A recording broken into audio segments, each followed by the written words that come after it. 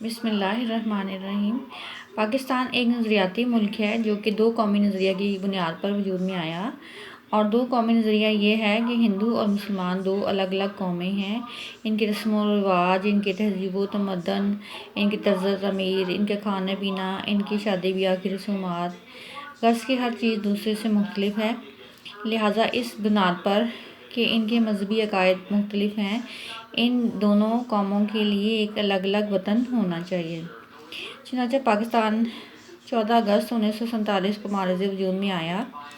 جب پاکستان کا قیام عمل میں آیا تو حکومتی معاملات کو چلانے کے لیے کسی دستاویز کی ضرورت تھی، مگر پاکستان اپنے قیام کے 9 سال تک کوئی آئین نہ بنا سکا، اور وقتی طور پر 1935 کے ہند ایکٹ کو شامل کر لیا گیا تاکہ اس کے مطابق قانونی ضابطے طے کیے جا سکیں، اور ہندوستان نے اپنے قیام کے کچھ عرصے بعد 1935 کے ایکٹ کو اپنایا، لیکن ایک ہی سال کے عرصے میں انڈیا نے اپنے لیے ایک آئین بنا لیا تھا۔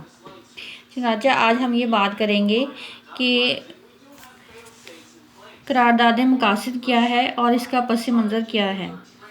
چنانچہ جب 1935 کا ایکٹ نافذ ہو گیا تو دونوں ہی ممالک اس کے مطابق کام کرنے لگے، اور اب پھر اپنا آئین بنانے کے لیے تمام مکتبہ فکر کی طرف سے یہ مطالبہ کیا گیا کہ پاکستان کے آئین کو فوری طور پر بنایا جائے، لیکن کچھ معاملات ایسے ہو گئے تھے جس کی وجہ سے یہ 9 سال تک آئین نہ بن سکا۔ اس میں بھی دو طبقے ہو گئے تھے، رائٹ ونگ والے اور لیفٹ ونگ والے۔ لیفٹ ونگ والے وہ تھے جو کہ غیر مسلم تھے، اور جو رائٹ ونگ والے تھے وہ میجورٹی تھی، یعنی وہ مسلمانوں کی اکثریت والے حصے تھے۔ اب ہم یہ بات کریں گے کہ قرارداد مقاصد کی کیا اہمیت ہے۔ قائد اعظم محمد علی جناح نے دن رات محنت کر اور اپنی صحت کی پرواہ کیے بنا قوم کی ترقی کے لیے کام کیا، اور مسلمانوں کے لیے ایک الگ وطن حاصل کرنے میں کامیاب ہو گئے، جبکہ لیاقت علی خان نے ان کے شانہ بشانہ کام کیا۔ قائد اعظم کو ان کی صحت کی خرابی کی بنا پر زیارت منتقل کر دیا گیا، جبکہ زیارت کی ٹھنڈ ان کی صحت کے لیے مناسب ثابت نہ ہو سکی، اور اسی طرح سے وہ جب ایئرپورٹ سے جنرل ہاؤس کا سفر طے کرنا تھا تب ان کی ایمبولنس میں کچھ خرابی کر دی گئی، جو کہ چند سازشوں کا باعث تھی۔ اس طرح سے لیاقت علی خان کو بھی بہت سے مصائب کا شکار ہونا پڑا اور ان کو بھی شہید کر دیا گیا۔ پہلی دستور ساز اسمبلی نے 12 مارچ 1949 کو یہ قرارداد منظور کی، جس کو قرارداد مقاصد کہا جاتا ہے، اور اس کی اہمیت یہ ہے کہ پاکستان کے قیام کے بعد 1973 تک 3 آئین بن چکے ہیں، اور تینوں کی بنیاد ہی 1949 کی قرارداد پر ہے۔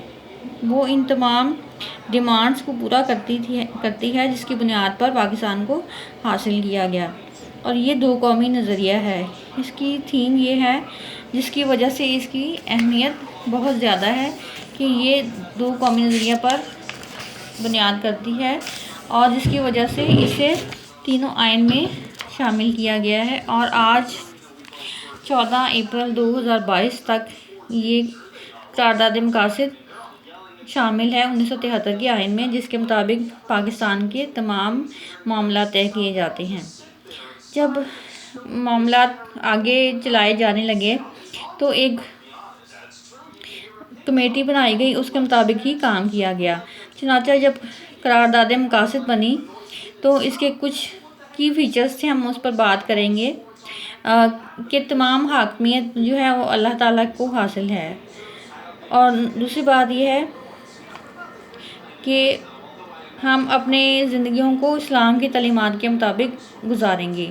Life according to the teaching of Islam, کہ آپ مسلمانوں کے جو بھی تہوار آتے ہیں، جس میں کہ عیدین ہیں، عید الفطر ہے، عید الاضحیٰ ہے، عید میلاد النبی صلی اللہ علیہ وآلہ وسلم ہے، اس کے علاوہ شب برات ہے، شب معراج ہے، شب قدر ہے، یا مسلمانوں کے جو بھی مذہبی تہوار ہیں وہ اسلام کی تعلیمات کے مطابق وہ گزار سکیں گے۔ جبکہ اس سے قبل ہم نے یہ بات کی تھی کہ اللہ تعالیٰ کی حاکمیت تمام چیزوں پر قادر ہے۔ یہ بھی قرارداد مقاصد 1949 کا ایک حصہ ہے۔ نمبر 3 فیچر یہ ہے کہ فیڈرل گورنمنٹ سسٹم، پارلیمانی نظام، وفاق مرکزی پاکستان میں مرکز اسلام آباد ہے، باقی چاروں صوبے وفاقی اکائیاں ہیں اور وہاں پر صوبائی حکومتیں قائم کر دی گئی ہیں۔ نمبر 4 پوائنٹ ہے سپریم تھیم آف پیپل، یعنی لوگ جن نمائندوں کو ووٹ کریں گے وہ لوگوں کی منشا کے مطابق مسئلوں کو حل کریں گے۔ دی سوورنٹی آف دا اسٹیٹ، یعنی کہ جو ریاست ہے اس کی سوورنٹی کی ضمانت دی گئی ہے، اس کی حاکمیت کی ضمانت دی گئی ہے۔ will be established through the elected representatives of the people، جو بھی حاکمیت ہے ریاست کی وہ عوام کے نمائندوں کے ذریعے چلائی جائے گی۔ نمبر 5 ہے انڈیپینڈنٹ جوڈیشری، ایشیا میں آزاد عدلیہ قائم ہوگی اور حکومت کی دخل اندازی کو وہ پسند نہیں کرے گی۔ زیادہ تر جو بھی عدلیہ قائم کی جائے گی وہ اس لیے قائم کی جائے گی کہ وہ آزادانہ فیصلہ دے سکے، ان پر کوئی بھی دباؤ نہ ہو تاکہ وہ انصاف کر سکے۔ اسلام کے جو بنیادی سنہری اصول ہیں وہ یہ ہیں کہ principles of democracy, equality, freedom, social justice, مکمل طور پر لوگوں کو جمہوری اقدار حاصل ہوں گی، آزادی حاصل ہوگی اور معاشرتی انصاف حاصل ہوگا۔ اور ہمارا نمبر 6 پوائنٹ ہے پروٹیکشن آف مائنورٹی سٹیزنز، جو بھی پاکستان میں اقلیتیں ہیں جس میں کہ یہودی ہیں، عیسائی ہیں، کافرین ہیں، سب کو ہی ان کی مذہب میں آزادی دی گئی ہے کہ اگر وہ اپنے چرچ میں عبادت کرنا چاہتے ہیں یا کوئی کلیسا ہے وہاں پہ جا کے وہ عبادت کرنا چاہتے ہیں تو انہیں مکمل طور پہ آزادی ہے۔ مسلمان ملک میں رہتے ہوئے وہ اپنے عیسائی یا یہودی مذہب کو فالو کر سکتے ہیں۔ نمبر 7 پوائنٹ ہے ایکول رائٹس آف سٹیزنز، تمام شہریوں کے بنیادی حقوق ایک جیسے ہیں۔ یہ نہیں کہ کوئی بڑا ہے یا کوئی چھوٹا ہے، کوئی امیر ہے یا کوئی غریب ہے، کوئی کالا ہے یا کوئی گورا ہے، بلکہ ہر ایک شہری کو ایک جیسے حقوق حاصل ہیں جو کہ انصاف کی نظر میں سب برابر ہیں۔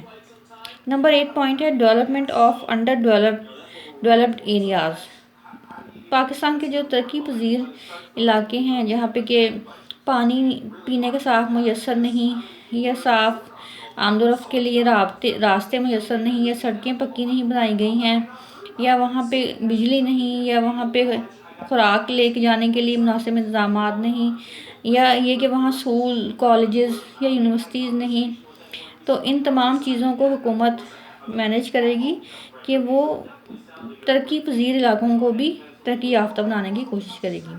چنانچہ یہی ہمارے آج کے مین کی پوائنٹس تھے جن کے مطابق ہم نے قرارداد مقاصد 1949 کو اسٹڈی کیا۔ امید ہے کہ اس لیکچر سے آپ کو کچھ سیکھنے کا موقع ملا ہوگا۔